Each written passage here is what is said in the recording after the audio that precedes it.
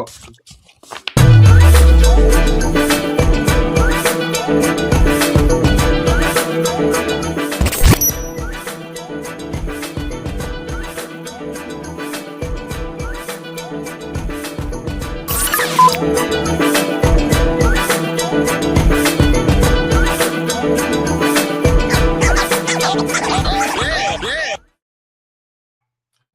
Hey, happy Monday, happy June 1st in the building. We made to another month. We're smack dab, almost ready to hit the summer. You have reached M3's mixtape. That's right, man, my man. It's me, Randy, meets. We are here each and every Monday to give it to you like you want it. What's up, Superman? How you doing? Superman. It's a warm and sunny day here in Northern Virginia, and I decided to put the guns out. Sun's out, guns out. Why not? Why Guns not? out. We know you've been waiting all week, so let's get right into it. You know what, Randy? I'm ready to drop some knowledge on some motherfuckers. Is you? Because all of this is what? News to me. Hello.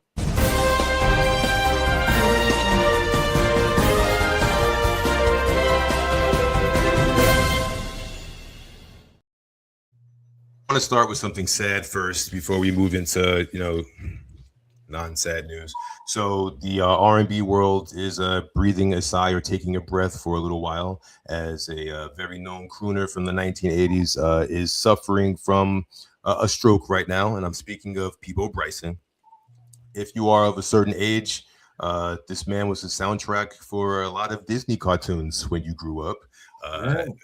And for your parents, he definitely helped lighten the mood. So some of them may have been born because of Peabo. Exactly. Come on, Peabo. One of my favorite songs was We've Only Just Begun. Come on. The song with Regina Bell for the cartoon. So they did A Tale Is Old. No. They did not a Beauty and the Beast. They did I Can Show You the World, Shining Shimmer. Yeah, for Aladdin. And then they did the Beast song for Beauty and the Beast. So anyway, the dude's been around for a long time. The family took to social media to basically say, they're not going to speak on what's going on, but they want everybody, if you can, send your hopes and prayers. And we hope that Peabo has a speedy recovery. Speedy recovery, Peabo. Thank you for all the love making. Go ahead. Right. And so on a happier note, summer's out. So a lot of folks may not be hip to a thing that goes on in Philly every year this time called the Roots Picnic. We just came off the Roots Picnic, and a lot of folks are talking about a certain Afro Daddy. I was trying to figure out the most recent nickname that I heard since the Puffs was out. Yes. What I keep thinking about Erykah Badu singing, "You better pick your Afro Daddy," as it's flat on one side. Yeah, Jay-Z showed up at the Roots Picnic. He showed up to show out. Show out, yeah, sporting Afro tresses, if you will. His wife's sacred brand in his hair, bouncy, very bouncy. It was good to see him on stage. There was a whole Rock Nation reunion. Yeah, but instead, not just squashing beefs and putting beefs aside, he was literally taking aim at quite a few people in the industry to set the record straight. He took a shots at Fatty Garage. It rhymes with Fatty Garage. I call her Cooney Minaj. Yeah. The Degrassi Colonizer, all of them. So it literally made me think, right? And you had said this earlier, like last week when we were talking about Drake dropping all those CDs and having more number one CDs than Jigga, possibly being petty enough. Do you think that this was just a precursor to something that might be coming down the pike later this year?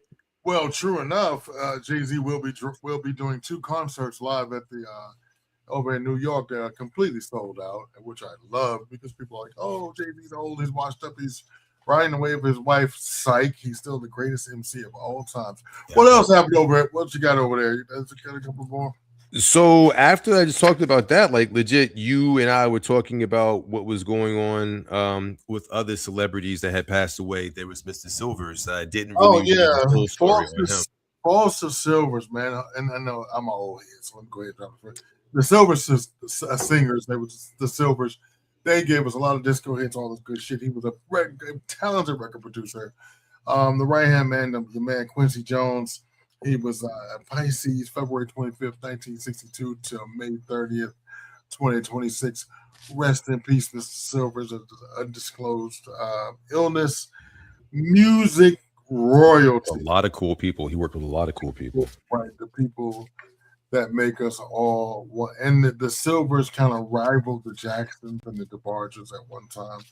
You know, right? One thing is gets popular and they go looking for the rest of us. You know what I mean? Also in music news, your girl Tay Tay, I am a pseudo middle-aged Swiftie. I hate to say it. I'm reformed. You reformed? Okay. She just dropped a new original song for the soundtrack of Toy Story 5. Yeah, you were telling me that. Called I Knew It, You. That's what she just dropped. So be on the lookout for that wherever you get your fine streaming. And in movie news, the movie that was based in the Bay Area, set in the Bay Area, Backrooms pulls in $81 million. So can I just real quickly? So I'm going to go see this tomorrow. I would see it today, but you know, here we are. This movie, based on some shorts from YouTube, which I was not really familiar with until the movie was coming out. A lot of folks clamored to see this film. There were lines in movie theaters just to see this film. It's the highest grossing A24 opening since ever. It's a big deal. It's an A24 movie? Yes. So like literally two YouTuber directors back to back came out. Like the dude that directed Obsession, Curry, I think he was a YouTube guy. So two YouTubers dragging people to the movies. If you haven't seen Obsession, go see it. Like I said, tomorrow I'm going to go check out this movie and see what it's all about. Well, definitely go. I will go check out Backrooms. We were just talking about it. I told you I was on the fence about it. I am now over the fence into the yard. Let's go. That part. Shove. Also at music news, yesterday, one of my favorite bands, old school band. When we heard the term rockabilly, when we talked about it on the first show. Yes, it was like a new word to me. Yes. The Black Crowes kind of specialize in rockabilly with hits like She Talks to Angels and Hard to Handle, the Otis Redding remake. Skyrocketed them to superstardom in the 90s, right? Mm-hmm. Chris Robinson, the lead singer, married to what's her name from the thing with Iron Man. Gwyneth Paltrow. Paltrow was 4-time. They had the daughter Apple, things of that nature. So during the show, someone screamed put on the screen, their logo is a black crow. So somebody streamed an image of a black crow dressed like Uncle Sam. The crowd started screaming, USA, USA. Chris came on and says, well, thank you for the geography lesson, but we know who we are. And as they went into their huge hit, She Talks to Angels. If you get a chance, you don't know the song, please go stream it wherever you get your fine streaming services from. She Talks to Angels, the Black Crowes. It's one of their greatest hits. So as he sings this, they keep streaming USA, USA. Says, why we are not that great now? Why are you screaming? And they booed him. He kept on singing, and he says, "Y'all already paid y'all money. Good luck." All right. So I mean, all the words are there. All the words are there. So if you guys run across some great music news that we need to report here on M3 Mixtape, let us know. Drop some comments on Facebook. You can catch us anytime, any place. It's me, Randy, or my man, me, Gregory Thompson, straight on Instagram. Holla. What's up, Rand? Can we talk about one thing that I'm sure everybody has already talked about to death, but we haven't done it, so we got to do the mixtape version of it. This 250th fair celebration thing that was supposed to be going down where I mean, they're dragging motherfuckers into shit that they don't know anything about, right? Oh, no, go ahead. The reason for me that this is different, let's think about when Ludacris was put on Toilet Paper USA's thing, right? Yeah. His thing was, oh, my people didn't tell me what was going on, blah, blah, blah. It sounded sus. This shit, now we know it's not sus, right? Every person who has dropped out, like I doubt that the publicists all coordinated the same fucking like statement, but they're all telling you they were led to believe it was right? They're doing this wonderful thing for the country's 250th anniversary, right? And then they find out 48 hours before, right after, it's this dude. Like it's a Trump-backed organization that's like leading this whole thing. So I love when they've come out to tell you why they won't do this, Greg. They're not being political. They're basically telling you, like Martina McBride, I thought I was doing something for all 50 states, right? When country singers said this, I don't know why it just hit different for me. I expected Morris Day to say it's a no for me. I expected that, right? But when country singers and like when Brett Michaels came out and said he wasn't doing this, like, bro, when you lose Brett Michaels, rock bus of love, that made me feel. I don't know. I just assumed he would definitely be MAGA, and for him to be like, I'm out. That made me feel like I don't think she is either. And shout out to a lot of bands, the Commodores, we love you. Revis and Cephas from In Living Color, Twinkle, Twinkle, Little Star. The Sexy Chocolate Group, they're not going to be there either. Randy Watson, they play so fine, don't you agree? Cephas and Revis that pulled out of America 250 concert. Twinkle, Twinkle, Little Star. Randy Watson, Sexual Chocolate will not be playing at the 250 concert. And they play so fine, don't you agree? Oh, I mean, I love that Randy Watson. Is it really going to be a concert now? So yeah, I mean, I just wanted to talk about it because the bamboozling and the hoodwinking, it has no bounds. They were going to try to trap these Morris Day and the Times, one of the blackest black groups. You're going to try to trap him, you racist idiot. Well, and here's the thing: it's so yeah. Would Prince have done it? No, and it's all Prince's music. I think his. I think Morris Day legitimately didn't want to do it, but I also think Prince's estate is like no. Right? You know what I'm saying?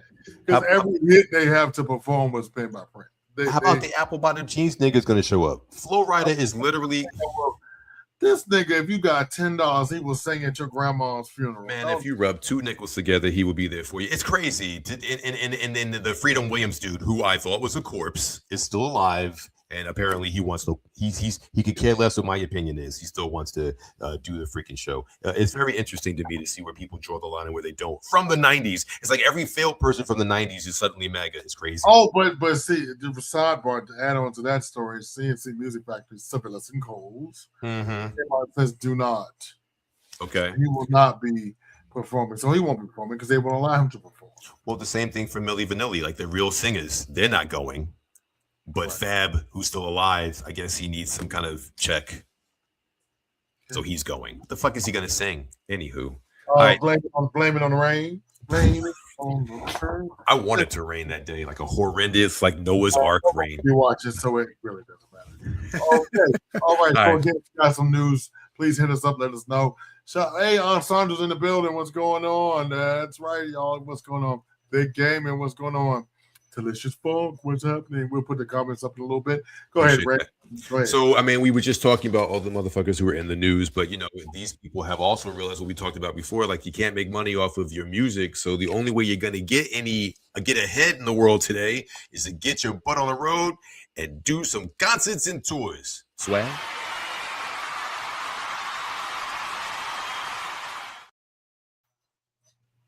I just might make him my baby. It's slowly growing. I just might make him my baby. But that damn Mars is about to go on tour with the Bruno Mars and the Romantic Tour. So he's going to take North America and Europe literally in August 21st and 22nd, and August the 25th and the 26th. We kind of alluded to Giga. He will also, Bruno Mars, will be performing at MetLife Stadium. During our whole show that we did on New Jack Swing, we sort of talked about newer artists who are still like kind of doing their thing. Bruno Mars seems very throwbacky to me. Like he will perpetually always be a career based off of throwbacky music. But I question, when does that get old? Never.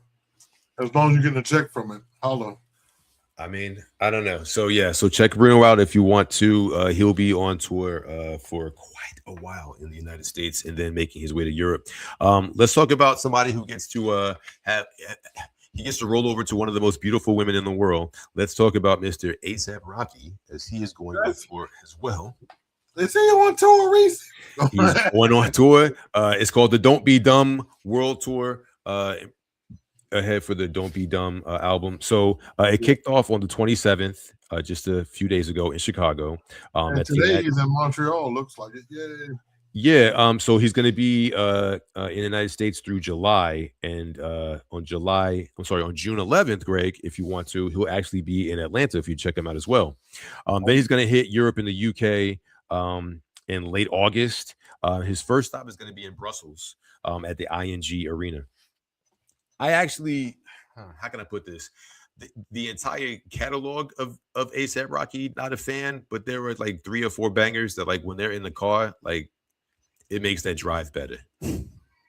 But this picture looking a little zesty right here. I gotta say. Super zesty. It's the blouse for me. But yeah, so And the eyebrows. That's like a newborn baby. Get out of here. Next. hey, listen, again, he gets to wake up to one of the sexiest women on the world. Every week we like to compile music that we think you guys should listen to in preparation for getting in the mood of what the show is about. This week's show is going to be about Lenny Kravitz, and we put together an M3 Presents playlist on Mr. Lenny Kravitz this week as well. M3 Mixtape Presents Lenny Kravitz. All right, for the new graphics. All right, for the new graphics. Shout out to the man amazing. Swag in the building. After a worldwide tour up and down the East Coast, he still found time after feeding the cat to make this graphic. So I want to tell you, that Highway Robbery was a new song for me, G. I listened to it today at your behest. Great. I didn't hate it, and that's why I was like, how did I never hear of this song before? I guess it must have been on one of the albums. So, like, I had my favorites. It's a deep cut. It's a deep listen cut. to those on repeat, but yeah. I can Let Love Rule. If you're out there, Let Love Rule is definitely was his first single back from '89. It was right before Are You Going My Way? So and you know they just it was the really quintessential hymn, right? Like when you think of him, those are the ones that come to your mind. Yeah. So we'll have those available for you guys to check out. During the show. Amazon Music or what's that? Apple Music as well. Yeah. Feel free to you check know, we know everything is getting expensive, man. Apple Music, streaming shit is getting.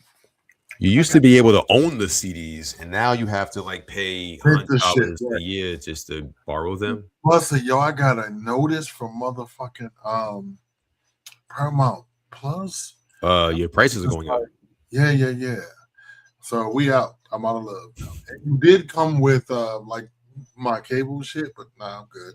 Anyway, so let's go on with the show. I'm so glad to be here this evening. Happy Monday, everybody.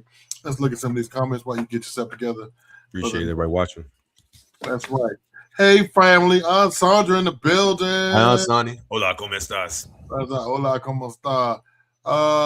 Prayers are sent up to people. That's right, y'all. Prayers are sent to the family from M3 Mixtape. That's right. What's going on? What's that? Keno T 62 60 96 62 96. I'm sorry, dyslexia sits in. At a certain age, words just get smaller. Hey, it's the Maestros of M3 Monday Mixtape. That's right. Delicious Funk.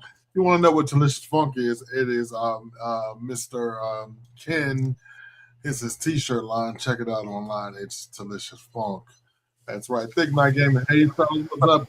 Thick, delicious, thick.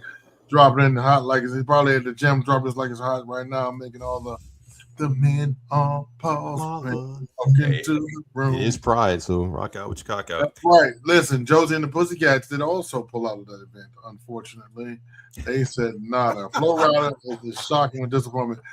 Flow Rider is not a shocking and disappointment. I mean, it was at first, but then when you think about it, it tracks. What's going on? What's that? The Tone, the 3795. Hey, what's up, bro? Thanks for checking this out. What's going on, man? I'll let your man know. Before we get into new music, Greg, I wanted to so you and I sort of prolific conversations we have, and then I don't know if my phone is listening to me, then it gives me algorithmic shit that sort of falls into play. But we were talking about the Billboard Top 10 and why do certain songs stick around for so long. And you pointed out, it takes a while when new shit comes out and that song is popular, then it just stays for a minute. I have a gentleman who has some insightful information who might be able to help us crack the code of why some songs last seemingly forever on the Billboard Top 10. Swag. The more you know, the rainbow goes across. Bling. Breaking news, Billboard and charting changes. Billboard has changed the rules on how long a song can stay on the charts. Not with a loud press conference, but more like rearranging the furniture in the middle of the night and then swearing it was always like that. For years, songs followed a natural life cycle. They debuted, rose, peaked, cooled off, and eventually made room for new music. Now some songs can stay on the charts almost indefinitely. The easiest way to describe this is to think of the Billboard Hot 100 as a theme park ride. It used to be you wait in line, you get on, you get off, and the next person goes. Now certain VIPs can stay on the ride keeps moving, and everybody else is stuck outside wondering why the line isn't moving. The chart still looks full, but fewer new songs are getting on. That's why listeners hear the same songs charting year after year and assume people must be choosing them, when in reality the chart is increasingly reflecting how modern streaming economics work, including pro-rata streaming models that reward total volume over time. When a song never leaves the chart, it stays visible in playlists, continues to be pushed by algorithms, generates more streams, and those streams justify keeping it there, creating a feedback loop where visibility drives consumption and consumption reinforces visibility.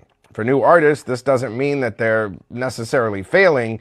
They're just competing in a system where turnover has slowed and many spots are already occupied. And then the clock doesn't reset the way that it used to. What was once a snapshot of the moment now in time functions more like a long-running leaderboard, maintaining many of the same entries while structure quietly shifts. Billboard didn't change the rules, they changed the clock. And when the clock stops moving, the chart stops telling the full truth. So we were literally like beating ourselves up, not trying to figure out why certain songs just stuck around. And it wasn't because they were not popular. It was just they had been around for so long. Could people still be? And then here you go, right? It's just me with folded. I just triggered you, didn't I? That's me with Ordinary. How about that? That's how I feel about Ordinary. Like, why are you still here? I hate that song. I don't hate it. It's just boring. But no, I feel you. Yeah. Greg, legit, your sentiment was true. Why? Even though in Folded's favor, it's a dope song.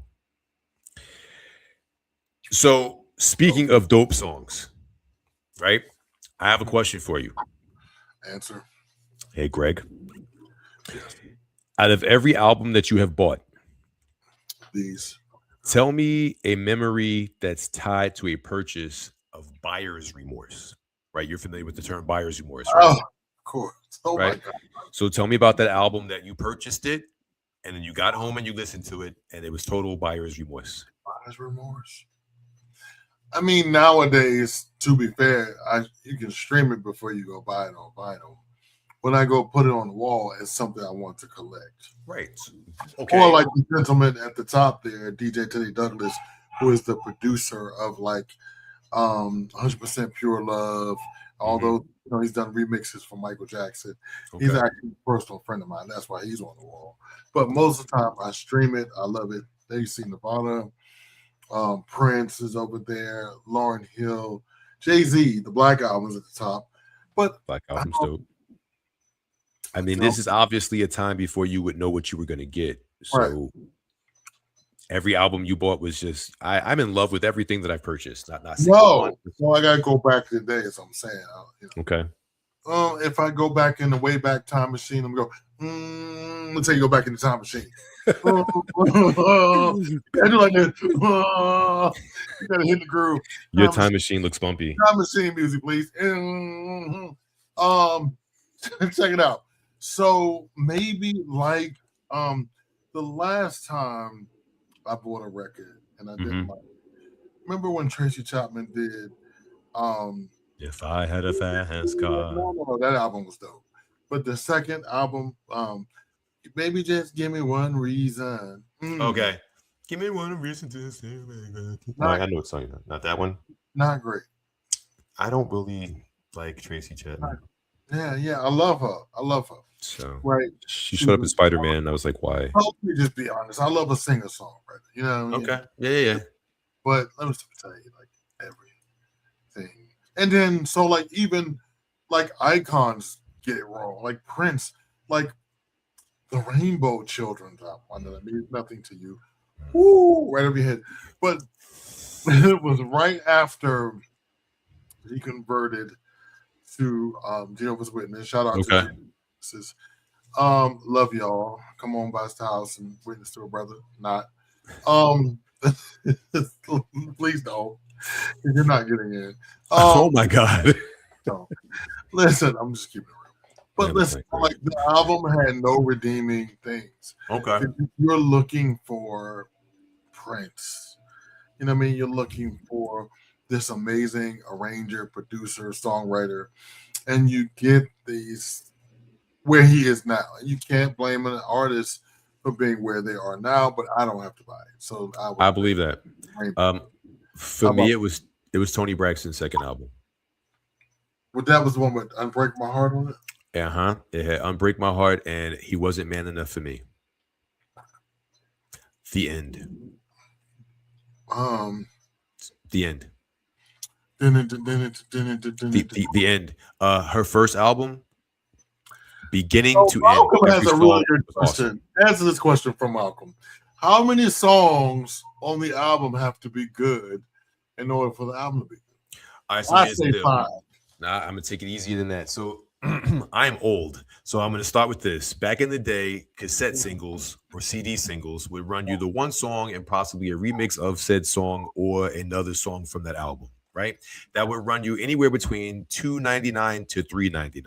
So let's just say $3. If the artist has at least 3 good songs, that's single wise $9 that you're about to spend, $10 or $11 after tax. When the CD comes out, the CD is priced $13, $14. So if you think there's at least 3 hit songs on there, multiply that by what a single would cost. That's a $5 savings if the album happens to be dope, or it's a $5 waste of money if the album happens to be terrible. So for me, an album has to have at least 4 songs on there to justify the cost of what an album would be, since each song sold separately is about $2 or $3. So I said 5. We're on the same page. 5 is asking too much out the gate. You got to fall in love with the album to get the 5th song. I'm saying, so now there is a difference between songs that are hits and songs that grow on you. And that, you know, like week before last when we did the Janet playlist, I threw in some deep cuts because, you know, in recent years, like she hasn't been like selling. Agreed. But for me, like some of her deep cut stuff was better than anything you hear on the radio. So okay. I love Janet that we can't talk about. We will be unproduced if we No, nothing negative. I agree with what you're saying. It's just for me out the gate, like there has to be, when you look at that CD on the front, it's like include songs, and it has to be 3 or 4 bangers on there, or like, why buy this? But they don't do that anymore. Every song is TikTok approved. It's 2 minutes. Exactly. The damn algorithm, bro, is kicking my ass. But yeah, so it's just crazy. That was my buyer's remorse. Was Tony Braxton's second album. I can't believe it. I love 2 good songs. That was it, bro. The video was hot. Making Me Hot was a dope video, right? It sold the album to me. That's what. Again, I'm old. That's what videos used to do. They used to sell the damn music to you, right? Now, do people even watch music videos? It's got a couple of other top 10 hits over there. No, sir. Other than maybe Unbreak My Heart was so big. It was, right? But her first CD got her, recognition for 2 fucking years. Which most do back in the day. It was an amazing CD, though, but her second album. TLC's first album they wrote it for 2 or 3 years. That's what happens, I get it. I tell people all the time that's why the Prince's body of work was so massive, because he would do like an album a year. Just cranking stuff out for other groups and other artists, and that means he was always on the charts, kicking it. He was always competing against himself. There was no different, right? We wasn't competing with Michael or Elton John or anybody. But I digress. What you got? Yeah. I mean, you know how I feel about Prince. I don't dislike him. I don't love him. But ever so often when we have conversations about people that we're not really sure how the other person feels, it gets heated. It gets violent. Sometimes it feels permanent. It does get violent. Which brings us to this week's Debate Your Mama, Argue with the Mirror. Yeah. All right, so We actually, I'm gonna just let y'all know some backstage drama. We actually, Swag, we have this. This is we debate. We debate this like two motherfuckers running for president. We it blows my mind how you don't. I'm like, what? And then you'll say something. I'm like, huh? Right. And because I look at music very abstractly, if that's the word, but I do. Go ahead. That's I agree, but still somehow you wind up on stuff that I just don't get. So we're gonna start with the one that I think. Oh wait, let's get the common thread first. The common thread. So this is all about the Lenny Kravitz show. So we wanted to find brothers who are in the milieu of what Lenny Kravitz represents, what he looks for, the type of music that we were going for with the artists who produce what we believe, right? I got hip to somebody, but we're gonna start with the first person, who is one Eagle Eye Cherry. Now, I'm a 90s kid of music, so I was MTV's, like, they had me in a headlock. I was TRL. I called in every week. I did everything I needed to do to get my video up there. And the only song of this brothers that I really loved is Save the Night. I love what the song stood for. I love the meaning of two young people being in love, unless against the world, but just for this one time, for right now. It's just, I loved it, but I couldn't. It wasn't lightning in a bottle for me. It felt like it was just that, and that was it. Well, for me, you may know him. You may know his sister, right? Cherry. And always in the Buffalo stand. You guys, I was the video go in the Buffalo stand. Are you doing it? I saw it at the corner of my eye. I was like, it's happening. Malcolm, I think I'm being picked on. Anyway, so here's the deal. It's hard to put him in a category because I didn't want him there because he only has he's a one hit one. It felt like he wants to know for me. I love the song, but yeah, as a career, he didn't have one. He didn't have a career. I know. I agree. It was in the media, and like you touched on, you knew he came from a famous family name, so I guess that's what helped keep him afloat for other people, not for us, apparently. So, he drowned. Which is going to bring us to our second person, one who you brought to my attention, and literally today downloaded 4 songs in the playlist. That's Mr. Gary Clark Jr. Gary Clark Jr. and his model wife, they live in a ranch in Texas. This is like an interesting story for a brother. Very interesting story for a brother. But again, on a ranch with his wife, and Bright Lights, that song, so good. It's good. So good. I mean, it feels like it's trapped in a certain time, and that time is wonderful. So I basically just told my Alexa, okay, next, and then Rock Bottom. Yeah. Fantastic song, but right? He has an amazing catalog in about a decade. So he is the person that makes you re-believe in music again. Okay. Like, it's easy to lose faith when you hear AI artists and everything is a remake and this and that. But artists like Gary Clark Jr. and he has a duet with Stevie Wonder that murders it. I didn't get that far. I was like, let me. You're gonna be listening. You're gonna be thanking me for Christmas all day long. He had a song about "What About the Children." That was a good song too. Yeah. He did the Beatles cover, "Come Together." Yes, that's dope. You got that far?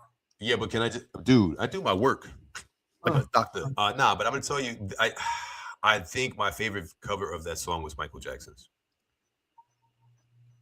Maybe. Yeah. So I didn't hate it. It didn't pull me in like that. But yeah, so I think Gary Clark Jr., if you were like me, ignorant to who the brother is, definitely worth a listen. Like I said, Bright Lights, Rock Bottom, and What About the Children? My favorite Gary Clark Jr. song is I Don't Owe You a Thing. I don't owe you a thing. It's beautiful. It is. It's up tempo. It's okay. Rockabilly yet again. So this third artist, do we both agree? We agreed on. No, because like the first one I liked for the reasons I had, and then the second one we were both on the because you were showing me him and I was, but this third one I think is mostly you because there's only like someone I love Hater. loves this person, Hater. but it wasn't enough to get me in, and we can no longer call him by his original moniker, which I need to tell you wasn't even his real name. Let's tell everybody who we're talking about. We're talking about Terrence Trent D'Arby. I love Terrence Trent D'Arby. Originally, he's actually born Terrence Trent Howard. Yeah.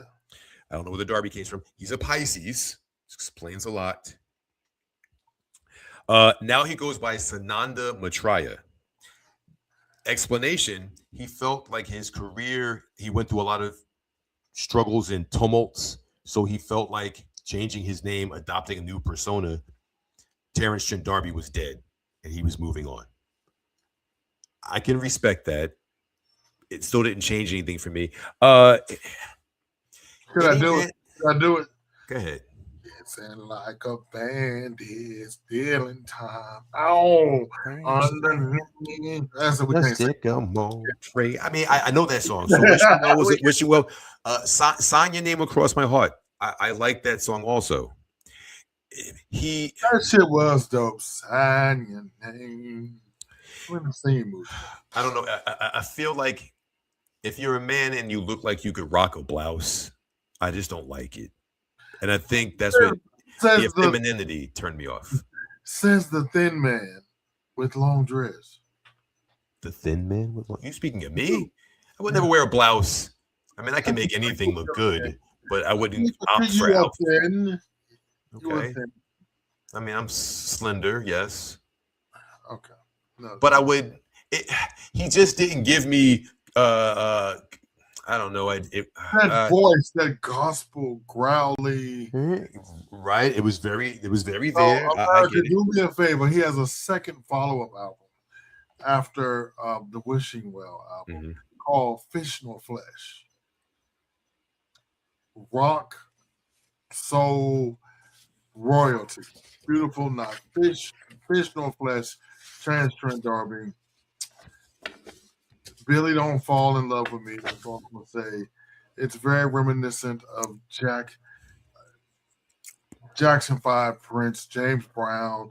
They all got together, had a baby. This would be the sad part for me is if he would have continued on that trajectory. You think he would have hit it? One of the biggest stars in the world. He was well on his way. He was on his way. But some people get dejected by the fame. Okay. I'm telling you, fame fucking sucks. We think we want it, and we think even proximity to fame sucks. There is no moment's peace. There's no peace. I mean, Michael Jackson had to have his family and friends rent out a grocery store just so he could go grocery shopping, and they had to fill it with people that he knew. Right, so I get it. Fame is know what it's like, and he won't gift and a curse. Yeah, it's a gift and a curse. You have tons of money, tons of admirers, but there is no peace. So, like, he cashed it all in. What some artists do. You got people that you never hear from again. You know what I mean? It's just they make this great. You know, and they do. We talked about Miss Lauryn Hill the other day. She's like, well, you know, I gave it the office. I'm good. Right. I gave everything I got. I'm gonna make my money off of this one. I'm feeding my kids. I'm feeding my grandkids. I got it. I'm done. You know what I mean? It's like, but sometimes now an artist coming up. So let's tally this up. I'm not a fan of Mr. Maitreya. Okay, I dug Eagle Eye Cherry, and I'm going to totally give you a win with Gary Clark Jr. So I think we are tied for this week, bro. All right. Okay. So put your knives away. Now, so tune in next week. We're going to do a icon. We're going to do an icon series. First time ever for the show. An icon series, and this icon series focuses on Like this man can just bring me to tears, right? I mean, I'm looking forward to playing music. We're gonna burn the house down. We're gonna play music. We're gonna have a good time and hope we don't get copyrighted. Yeah, I'm trying to go to read somebody his camp because there's a couple of things. Yeah, we got to go to church in this bitch. Yes. Yeah. So we are going to be spotlighting on the whole entire show. The whole show, icon show. Iconic, never duplicated, still living. You'll never see it coming. Stevie Wonder. You see what we did there and never see it coming? Never see it coming. Going to hell. Going to hell. Philanthropist. There's a rumor that Stevie can see. Everybody has.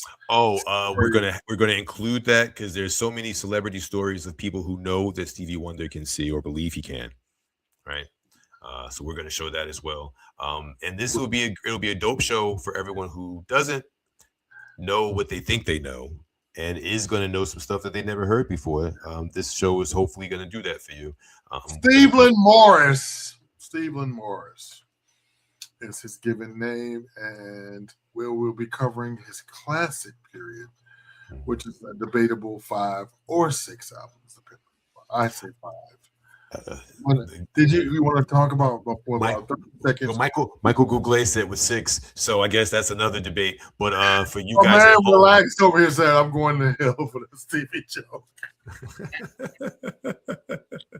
You're driving. I set it up for you. But nah, take your time right now. If y'all watching, just drop some comments that you think. What album do you think would be? Which album do you think would be included in Stevie's classic era? See if you're right. See if we're wrong. Now I'm going by what the people say. Well, I'm going about what I say too. I know. We're going to go by what we think. I was about to say, because there's right. Okay, I get it. Sorry. I am going to tell you this before we get to talk about Mr. Stevie Wonder. Can we do what? Let's talk about a very sexy 62-year-old man who's about 5'7", and normally that's not tall enough to ride any ride, but it is for this week. The one, the only, Mr. Lenny Kravitz. It's Lenny Kravitz, born the son of Roxy Roker and Cy Kravitz, and he was a TV producer, right? Yeah. And his iconic mother played Helen Willis on The Jeffersons. Yeah. First cousin to Al Roker. Actually, he's his second cousin. He's his second because Roxy was the first cousin. Oh yeah, I was still talking about Lenny Kravitz. My bad. So he just celebrated a birthday. He just turned 62 on May 26th. So happy birthday to this fine ass fool. So born Leonard Albert Kravitz, as you pointed out, he is the son of TV producer Cy Kravitz and America's favorite sparring partner of George Jefferson, Roxy Roker. We touched on him being Al Roker's second cousin. He's actually named for an uncle of the family who died at war. He apparently was very heroic, so they gave him the name Leonard Albert Kravitz. So glad he went with Lenny. His mom got the job. Imagine him playing the guitar. I love that Leonard. That Leonard, really well. Yeah, so Roxy got the gig for the Jeffersons, so they uprooted themselves from New York and moved to California. And once they were in the Sunshine State, that's literally where La La Land got their hands on him, and he realized that he wanted to do something musically. There was a choir, a local children's choir nearby, and his mom she stood to help him to nurture that particular thing that he wanted to do. So she encouraged him to go join them. Once he was there, it was outside influences besides church. It always is, right? It's never just church. That's what gets you in your foot in the door, but you're influenced by other stuff. And he actually was influenced by a lot of rock artists at the time. Clayton's Clearwater Revival, Pink Floyd, Jimi Hendrix, just to name a few. And if you listen to some of Lenny's biggest songs, you can hear that coming through. He's a self-described pothead as a teenager. So I feel that a lot of kindred feelings. There's a kindred spirit of feeling. exactly, but a lot of musicians will tell you that they are at their best when they're mellowed out and they're able to tap into that creative side. And Lenny definitely Make excuses. Sure.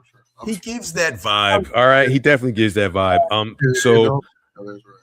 like I mentioned before, he has 12 studio albums, so it's like really easy to pick one or two songs from a different era of Lenny Kravitz that you actually like. Like my favorite song was the song we were originally going to do for Anatomy of the Song, and that was American Woman. It's not written by him. It was actually written by a band from Britain named Guess Who. It was a hit song for them here in the United States. For Lenny, it would be as high as number 21. It was originally on a soundtrack for Austin Powers' The Spy Who Shagged Me, but behave. It got him his first out of 4 back-to-back Grammy wins for best male rock performance. It's a dope. American Woman's a dope song. It's one of the songs that are signature Lenny Kravitz, much like tonight's song that's signature Lenny Kravitz. So tonight's Anatomy of the Song that Greg will be doing will be Are You Gonna Go My Way? Quickly, it was released February of 1993, just a few months before I would say goodbye to high school and be a man. Well, that's debatable. Go ahead. It came off of the album of the same name. He actually co-wrote this song and he produced the song. It's arguably one of the most Lenny Kravitz songs. If you ask a person if they've heard of Lenny Kravitz, it's one of the purest songs. As I mentioned to you, it made me feel good as a black man for having dreads. It gave me a reason to rock out and thrash my hair. It was number 1 on mainstream rock charts. It was nominated for off of the album for 2 Grammys. It got one for that song. The titular album itself went to number 12 on the Billboard 200. It would go on to sell 4.4 million albums to this day and be certified 2 times platinum. So, ladies and gentlemen, the lyrics, as his own words, are musical explanation. But tonight, I give you the talented Mr. Drayton as he gives you the anatomy of tonight's song, Are You Gonna Go My Way by Lenny Kravitz. All right, y'all, buckle in. So my connection to this song, it's also one of Prince's favorite songs. So it's very rare to find artists that Prince like. He loved people that made music. And Lenny Kravitz was very musical. 1993, talented Mr. Drayton was a teeny tiny 20-year-old at the Norfolk State University. By the sea. Lenny Kravitz ain't gonna go my way. Now, the thing about it, like at this particular time, we had Lenny, you had Prince, you had In Living Color, which is Corey Glover's black rock band. So in the early 90s, black rock had an explosion. They had seen that we've experienced the success of Prince, right? And then just carry from there. But in his first single, Let Love Rule, we got a kind of a 60s hippie vibe. But this is the first time we heard him go straight rock roll. You know what I mean? Swag, if you will. Let's flip this page and get into these. It goes into, and it's very Jimi Hendrix. He starts off in a growl. I was born long ago. I was chosen, and I'm the one. That's bravado right there. I've come to save the day, and I won't leave until I'm done. So that's why I'm going to try to breathe and have some fun. No, I'm not paid. I play the game, and I won't stop until I'm done. You know what I'm saying? So he was speaking on like what was happening in the musical genre at that time. You know what I'm saying? He took it from the past, he brought it back. Now this chorus is very interesting because the song, and I challenge you all to go to your favorite streaming services and listen to Lenny Kravitz, Are You Going My Way? It's everywhere. It was included in several movies. The chorus goes, but what I really want to know is, my favorite part is, what I really want to know is, are you going to go my way? I just got to know. And then it just pauses there. Now, interesting enough, in Lenny Kravitz's band, he had his first, now we know Sheila E. and a couple other black percussionists, but she was a black rock guitar player, drummer. Hit the next page for me, please, Swag. And verse 2 goes, I don't know why we always cry, why we must leave and get undone. We must engage and rearrange and turn this planet back to one. So tell me why we're going to die and kill each other by one. We've got to hug and rubber dub. We got to dance and be in love. Now, the interesting part about this song as well, it was a heavy rock tune. But like most songs like of the day, like Nirvana, it borrowed from like the Ohio Players, the Commodores. So, the bass was very heavy. The drums were knocking. Let's get to it, Swag. Flip that page for me. Appreciate it. Back to the chorus. He's telling you again, but what I really, and then I think that kind of added to his sex appeal, you know what I'm saying? Because he broke it down. He's like, in the video, it was this rock sweaty, he was behind this microphone. He says, what I really want to know is, are you going to go my way? You know what I'm saying? And then the post chorus, he goes into say, come on, little girl, the instrumental break.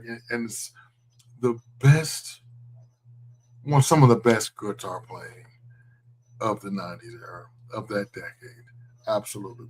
He was fairly new on the scene. He was a few years in, and we had not seen that level of artistry on a guitar player since Prince, Chuck Berry.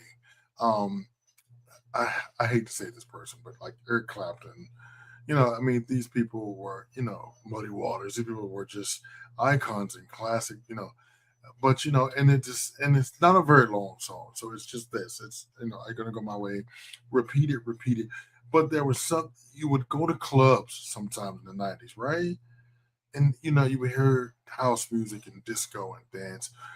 But this is the one rock song I know that, other than Nirvana Smells Like Teen Spirit, stay tuned, that you would hear remixes to. It was just that soulful and that real. But you would hear this in places like CBGB's in Baltimore, or you would go to Paradise Garage. In the 90s, you would hear this, and you would, Lenny would often visit these clubs and see people dancing to his music like that. And, and hence his lyrics often describe a togetherness and a love. He still does. He still talks about love and togetherness and feeling that thing. He wants to know what he really wants to know. Are you gonna go my way? That was tonight's dramatic reading. I loved it. Are you gonna go my way? One of my favorite songs. Now, also was a contender for me was "Fly Away." That is also quintessential. Lenny Kravitz. You can hear. Swag, can you put the graphic up for the playlist, please? You can go and hear all of our favorite Lenny Kravitz tunes right here on the M3 Mixtape Presents Lenny Kravitz. It includes Let Love Rule, which was his, and we failed to mention that he was once married to the one and only Lisa Bonet. He gave birth to a talented, beautiful woman, Zoe Kravitz. She's talented. She's beautiful too, and she's also quite the singer. So it's Let Love Rule, I Belong to You, which is a great song. I will always on the run. Yep, it ain't over till it's over. That started high on that level, right? Fly Away was really good. Low Highway Robber's good, and of course his smash hit. Can I tell you when it would get to the breakdown?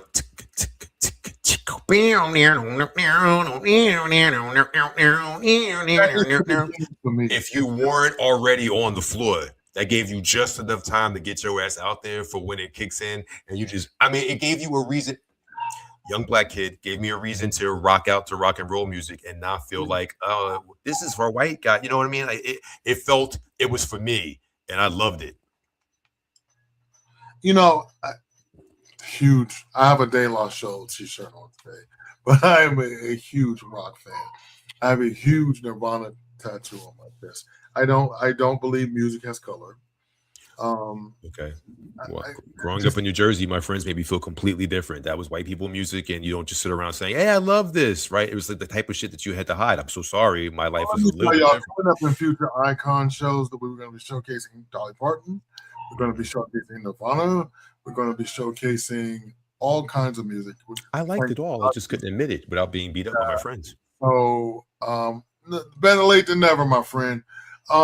It's just one of those things. Sammy says, as a kid going deeper into the world of the color guard, I was learning different artists and different music. Kravitz was one of those artists that I enjoyed listening to. Agreed. Indeed, Sammy. Indeed. Let's see. Yeah, Lenny Kravitz is dope. It was very interesting. And sexy. It's good to be dope and talented and sexy. Denise Huxtable. Amen. You better do it. Okay, Denise Huxtable. Better late than never, brother. Better late than never. Appreciate it. For those of you who are watching the show, you can find us on YouTube, www.youtube.com/melody. Tonight, we are making our premiere on X, formerly Twitter. Thank you. Welcome to the show. Good to see you all out there. We will be able to stream. I'll be streaming on my Instagram too. Yeah.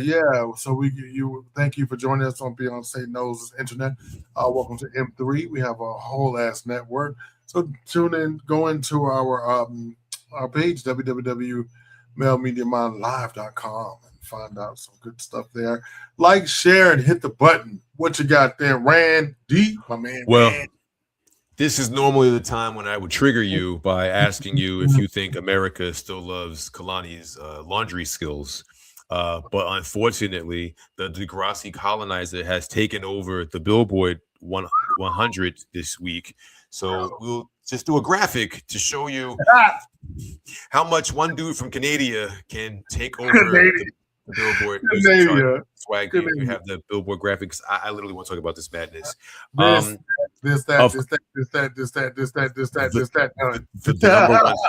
number one song is, of course, my least favorite Drake song. I'm not going to talk about this. I'm just going to leave it right here. No. Don't How ungangster is you that you have a Janice? Right. Listen, I'm not giving this dude. I hate this dude. I'm doing my job. I'm not even going to give this credence.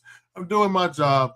Y'all got 30 seconds to look at this bill. No, I'm taking it down. And this was the whole reason why I wanted to show that Billboard clip earlier, because this is just key to what we were talking about. You yourself said you don't know anybody that has bought this album. Neither do I. So how did all this happen? It's all that streaming shit. Yeah, it's streaming shit. But this is what happens when you burn this swag, burn it down, and we'll never speak of this again. Thank you, Fwin. Thank you for taking that down. We do appreciate that so much. But in place of it, we came up with something so excited this morning. Yes. Because I just had a birthday. Happy belated birthday, Greg. Thank you, friend. Thank you. I was thinking about the wonderful year of 1973. That's the year the Mayflower came over, right? It is. The year of our Lord, 1900. Right. Check it out. When you say it like that, we sound old. We are old. You were born in 1975. I am not old. I am just not dead yet. Oh my God. And we were born at a time where we're kind of young, but we're old. Gen Xers are just doing it. I gotta say, but here we go. So we decided to give you the top 5, songs from the June of each of the years we were. The year we were born. That's better than Drake, bitch. May 20th. We're gonna fucking Drake, you fucking sucker, right? Fucking Drake, right? This was the best we could do. Figure out tomorrow's haircut day, so I can live through it. Okay. Let's start with the number one song for my year of 1975. I'm going to say that from now on. 1975. Somebody's going to say, Greg, when's your birthday? May 28th, 1973. Four score and 20 years ago. What a fucking scroll. Amazing. Oh my God. You old fuck. Like, fuck. Oh. Not dead. So the number one song. You want to start from the bottom? Build to anticipation? That's giving him. I started from the bottom. Now you're here? Okay. No more Damn it, you did that, not me. Let's go to number 5. You hate this person. I do. That's why I started from the top. I was trying to do you can crescendo. Start with this, dude. Not give you the thing. So number 5 for me, the June of 1973 was "My Love" by Paul McCartney and Wings. Yikes. Yikes on bikes. So my father was a long distance truck driver. Okay. So, and then back in the 1900s, there was no such thing as black radio. Black radio was relegated to AM stations. Okay. And it only stayed on till about 7 p.m. So because we would go to sleep normally then. Nothing. Of course not. Did you go to bed at 7:30? No, not even when I was forced. I was gonna say, were you bad? You were bad, I believe. Yeah. Go ahead. Now there and number 4 was an iconic song. Let's Get It On by the late, great, talented, never forgotten Marvin Gaye. Maybe make and then another one of my favorites, "Killing Me Softly," the original. Well, not the original.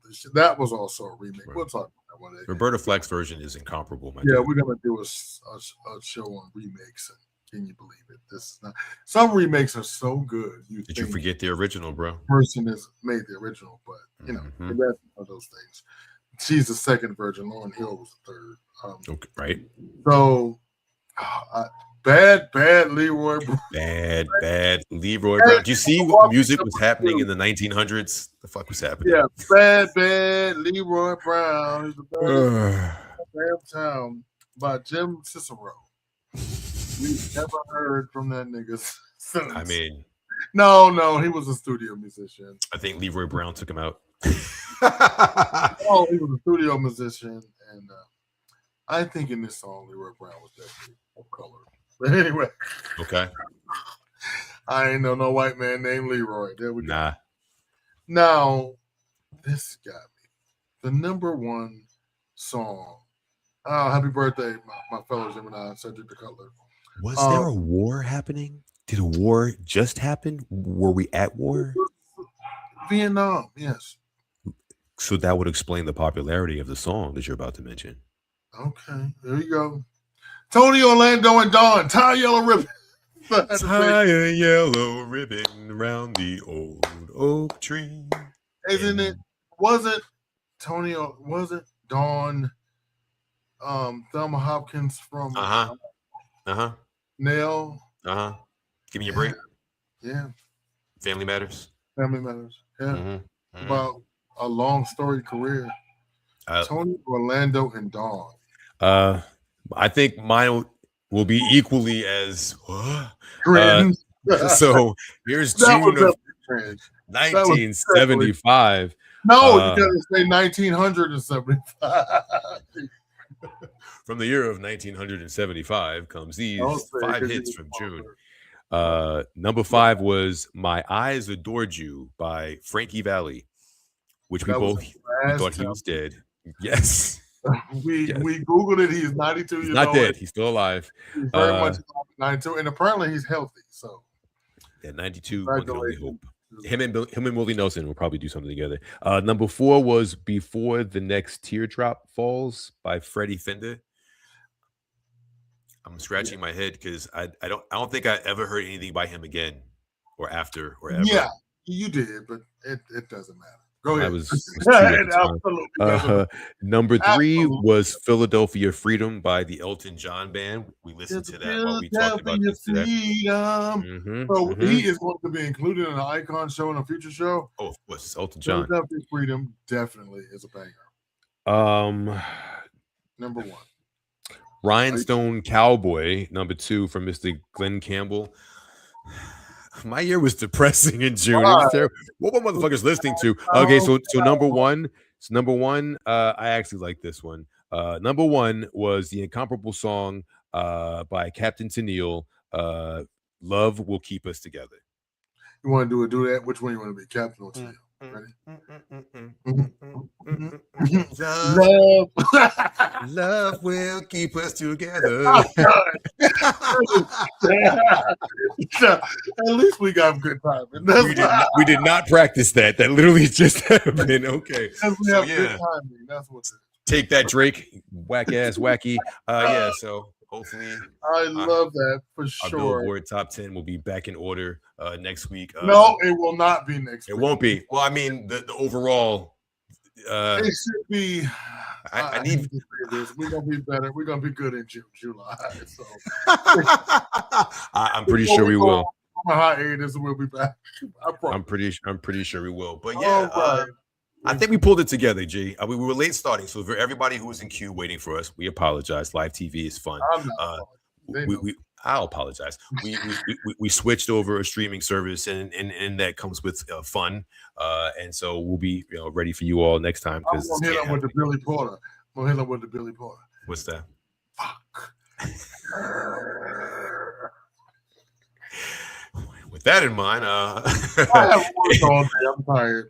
I want to thank everyone. We have noticed some uptick in subscribers. We appreciate everything that you guys do. Subscribe, hit the button, ding, ding, ding, ding. No Media Mind is an independent network, so we appreciate you reaching out. We got a myriad of things for you to watch besides our two good-looking asses. And if you don't subscribe, how will you see it? Also, smash the fuck out of that notification bell so the next time Dre and myself go live, you don't miss on time the next. We pulled a Lauryn Hill today. We told you we were going to be here. We were. We just showed the fuck up when we felt like it. She has no reason to be late. Our reason was technical difficulty, so hopefully we pulled it all together. So I think we pulled. Swag is going to whip us when we finish. I want you to know that. I want to talk to Swag. I want to ask him about his trip to DC. Swag, can you come up here and join us? And then so he's like, yes. How was your trip to DC? I was muted. I'm sorry. Yes. How was your trip to DC?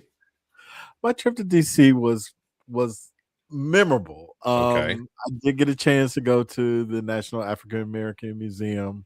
Okay. I am now traumatized. In a good way. Reparations, and I need my 40 acres and a mule because that it was eye opening. You think you are prepared for this kind of stuff.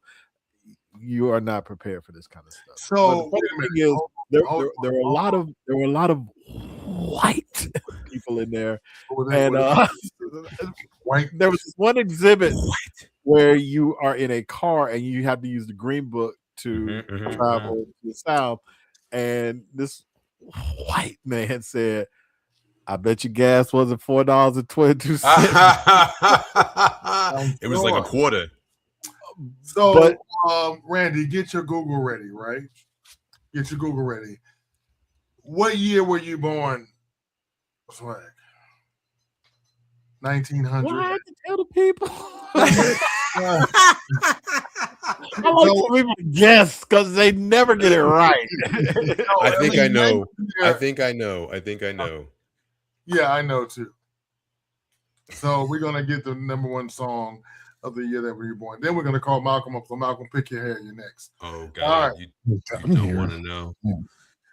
So for the entire year, does the year end in an 8, Swag? It does. Okay, then I got it. Y'all are great. It was something good. You're not gonna like it. No, I didn't like mine. It was terrible. I didn't they like weren't all terrible. Tie yellow ribbon. I mean, it was topical at the time, bro. I guess. I'm so sorry. My Google is going slow because my Wi-Fi is no bueno. According to this, cuckoo cachoo. So number 5, The Look of Love. Is that that's the look? That's the look. The look of love. Is that the 70s? No. Okay. The Look of Love. It's a slow song. Then Ohio Express had Yummy, Yummy, Yummy. Yummy, yummy, yummy.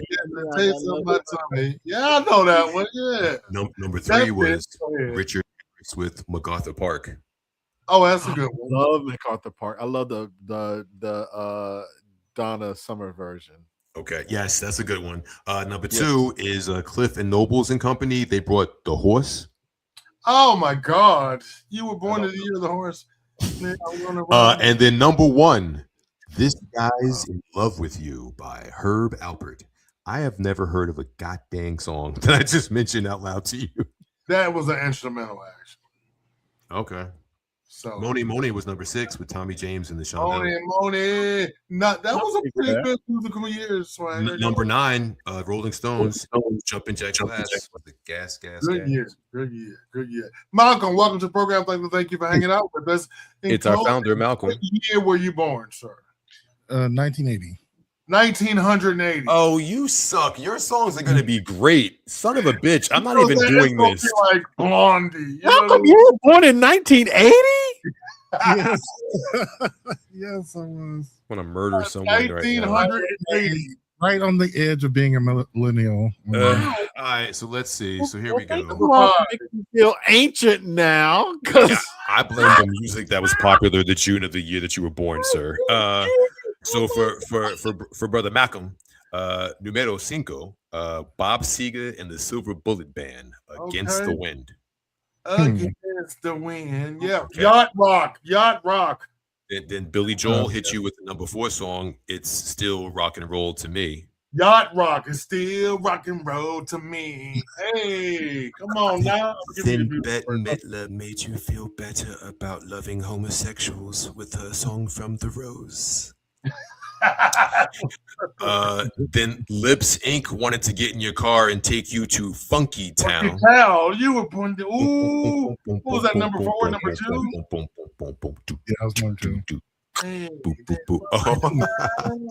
Hey, G.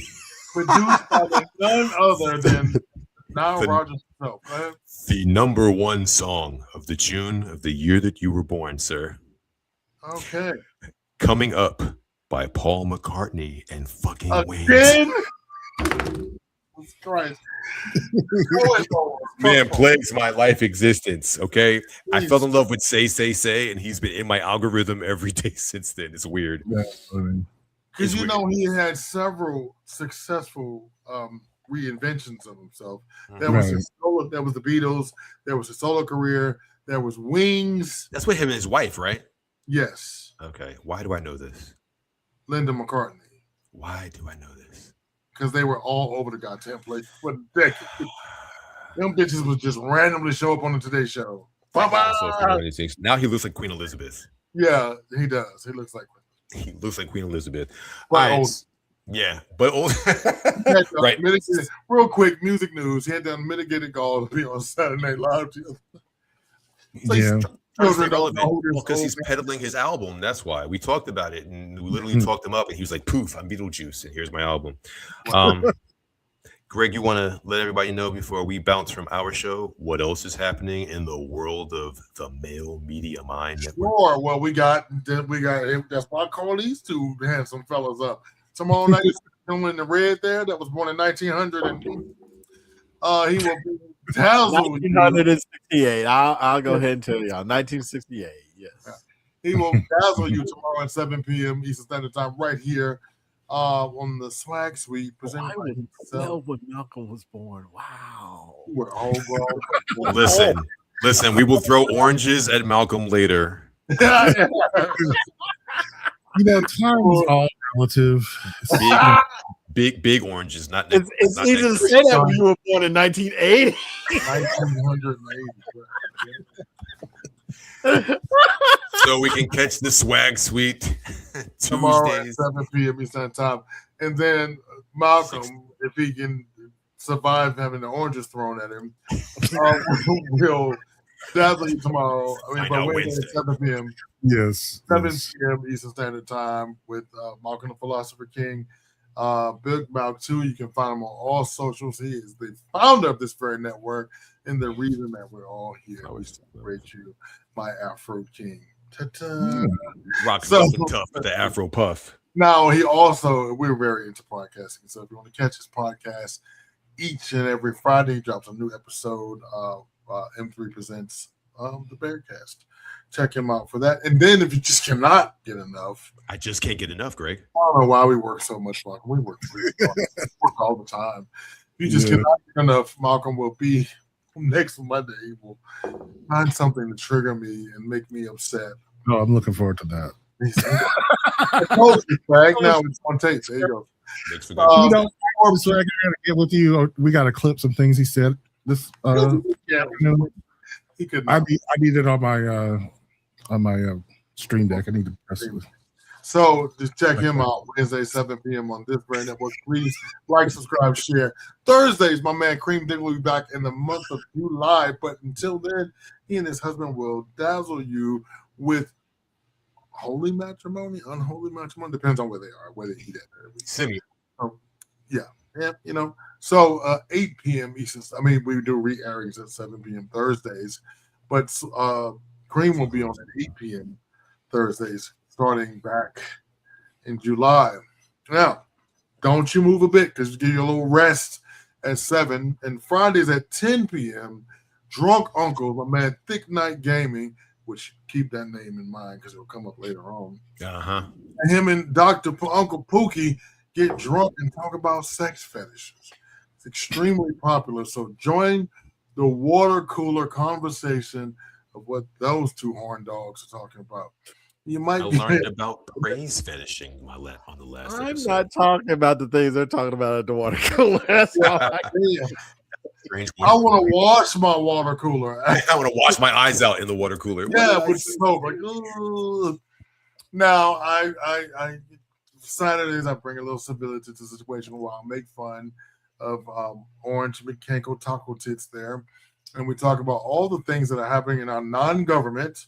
Happy 250th birthday, America! Yeah, I'm so happy. Viva America! America, you bitch! 1 p.m. Saturdays for me, it's usually us four. So we love each other. What can I say? But the Saturdays, I love being in the box. That's what I said. Saturdays at 1 p.m. Eastern Standard Time on this very network.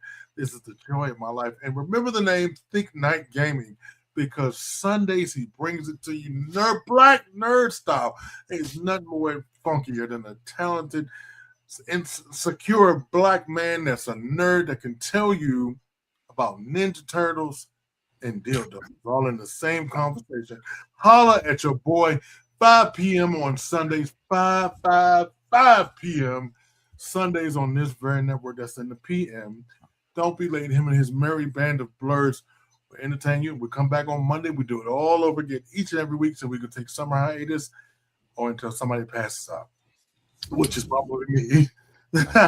Do something somewhere in the middle. But I would like to say thanks for everybody for watching this show. So here's the deal. Be back here exactly 1 week from today, as Dre and myself, we're going to go all in on Mixtape's first ever Icon show. Not the last, but the first. It's our first ever. And we chose a big one for our first one, as we told you. None other than the incomparable Stevie Wonder. So if you're asking yourself, how will Mixtape pull off an entire show on an Icon? You're just going to have to come back 7 days from now and find out. Greg, yeah, do like this and get the groove. Get me I can hardly wait. That's what I'm saying. Here's my favorite part. Hey, Greg, before we leave, say something sweet to America. You know, I was waiting for this one. I hope so. We do it every week. I want to tell you something, America. It comes from the 90s. I want you to know. Can I get the big screen? Can I get the big screen?